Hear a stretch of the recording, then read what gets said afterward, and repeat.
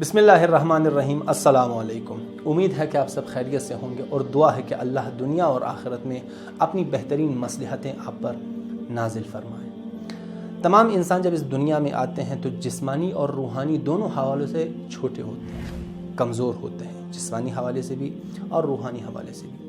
اور اکثر لوگ جب اس دنیا سے چلے جاتے ہیں تو جسمانی حوالے سے بڑے بنتے ہیں، جسمانی حوالے سے بڑے ہو جاتے ہیں، لیکن روحانی حوالے سے اکثر لوگ جس طرح چھوٹے اس دنیا میں آتے ہیں بالکل اسی طرح کمزور اس دنیا سے چلے جاتے ہیں، بالکل اسی طرح کمزور اور ضعیف اور چھوٹے اسی دنیا سے چلے جاتے ہیں۔ تو اگر ہم چاہتے ہیں کہ ہم روحانی حوالے سے بڑا بن جائیں، اگر ہم چاہتے ہیں کہ ہم روحانی حوالے سے ترقی کریں، تو ان لوگوں کی صفات کو ہم دیکھیں جنہوں نے روحانی حوالے سے ترقی کی ہے کہ وہ کن صفات کے مالک تھے۔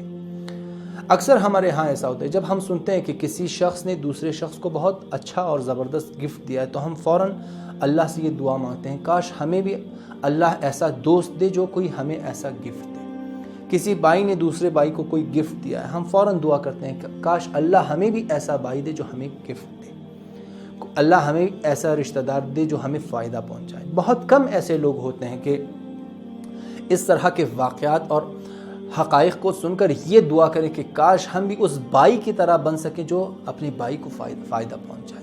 اور یہ انبیاء اور جتنی بھی بزرگ ہستیاں اس دنیا میں گزری ہیں ان کی ایک بہت اہم صفت یہی رہی ہے کہ وہ ہمیشہ اللہ سے یہی دعا کرتے تھے۔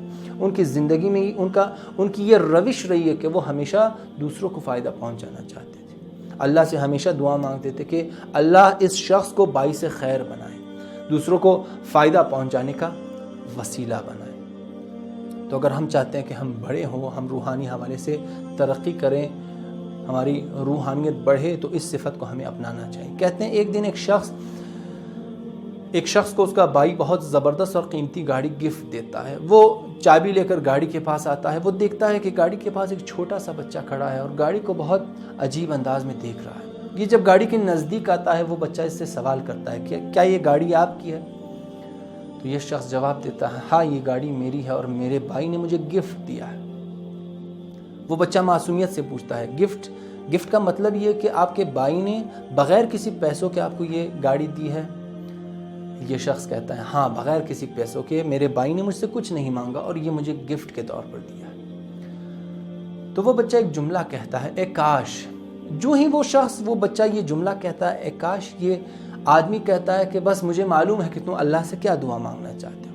کیا تم یہی دعا مانگنا چاہتے ہو کہ اللہ تمہیں بھی کوئی ایسا بھائی دے کہ جو تمہیں ایسی گاڑی گفٹ دے؟ یہ بچہ معصومیت سے اس شخص کی طرف دیکھتا ہے اور کہتا ہے، نہیں، میں یہ دعا نہیں مانگنا چاہتا ہوں، میں یہ دعا مانگ رہا تھا کہ کاش اللہ مجھے بھی ایسا بھائی بنائے جو اپنے بھائی کو اس طرح کا گفٹ دے سکے۔ یہ آدمی جب اس بچے کی بات سنتا ہے چونک جاتا ہے، کہتا ہے کتنا عجیب اور بزرگ بچہ ہے یہ، کتنا عظیم بچہ ہے یہ۔ کہتا ہے، کیا چاہتے ہو کہ میں تمہیں اس گاڑی پر شہر کی سیر کراؤں؟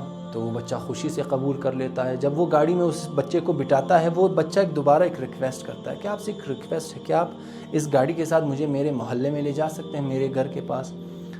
وہ آدمی خوشی سے قبول کرتا ہے کہ ہاں میں بالکل آپ کو لے جاؤں گا۔ وہ آدمی اس بچے سے پوچھتا ہے، کیا آپ لوگوں کو یہ دکھانا چاہتے ہیں کہ آپ اس قدر خوبصورت اور مہنگی گاڑی میں سوار ہو کر آئے ہیں؟ کیا آپ یہی تاثر دینا چاہتے ہیں؟ وہ بچہ کہتا ہے، نہیں، میں یہ تاثر نہیں دینا چاہتا، میں چاہتا ہوں کہ آپ میرے گھر کے پاس جائیں، میرے ایک معذور بھائی ہے، میں چاہتا ہوں اسے لا کر آپ کی گاڑی میں بٹھا کر اسے بھی شہر کی سیر کراؤں۔ یہ آدمی جب اس کی بات سنتا ہے تو اس کے تعجب میں اور اضافہ ہوتا ہے کہ حقیقتاً یہ چھوٹا سا بچہ روحانی حوالے سے اور فکری اور اعتقادی حوالے سے کتنا عظیم ہے، فکری حوالے سے کتنا یہ بڑا ہو گیا ہے۔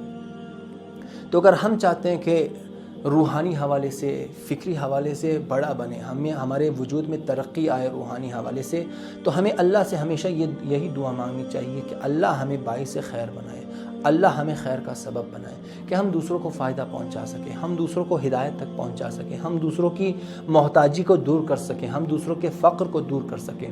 انبیاء، ائمہ معصومین، ان کا شیوا ان کی زندگی میں یہی رہا ہے، ان کی زندگی کا طریقہ یہی رہا ہے کہ انہوں نے اپنی پوری زندگی دوسروں کو فائدہ پہنچانے کے لیے گزار دی ہے۔ امام علی علیہ السلام نے کتنے کنویں بنائے ہیں اس لیے تاکہ فقیر اور جو غریب لوگ ہیں وہ اس کے پانی سے استفادہ کریں، کتنے باغات بنائے ہیں ائمہ معصومین نے تاکہ فقراء ان کے پھلوں سے استفادہ کر سکے، اس کے فائدے سے وہ فائدہ اٹھا سکے۔ انبیاء نے اپنی زندگی اسی طرح گزاری ہے، اور جو بڑے بڑے بزرگ ہستیاں اس دنیا میں گزرے ہیں ان سب کی روش اور زندگی اسی طرح رہی ہے کہ انہوں نے ہمیشہ یہی چاہا ہے کہ وہ دوسروں کو فائدہ پہنچائیں۔ تو اگر ہم بھی یہ چاہتے ہیں کہ ہم بڑا بنیں، ہم روحانی حوالے سے ترقی کریں، تو اس خصوصیت کو اور اس صفت کو ہمیں اپنی زندگی میں اپنانا چاہیے۔ ہماری کوشش یہی رہنی چاہیے، ہمیشہ اللہ سے ہمیں یہ دعا کرنی چاہیے کہ اللہ ہمیں دوسروں کے لیے سبب خیر قرار دے، خیر کی وجہ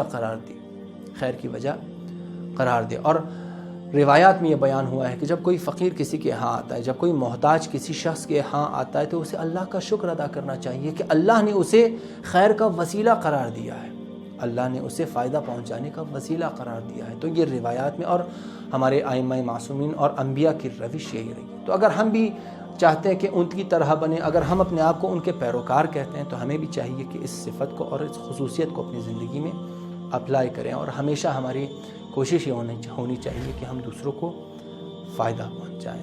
آج کے لیے اتنا ہی، اگلے ویڈیو تک اللہ حافظ۔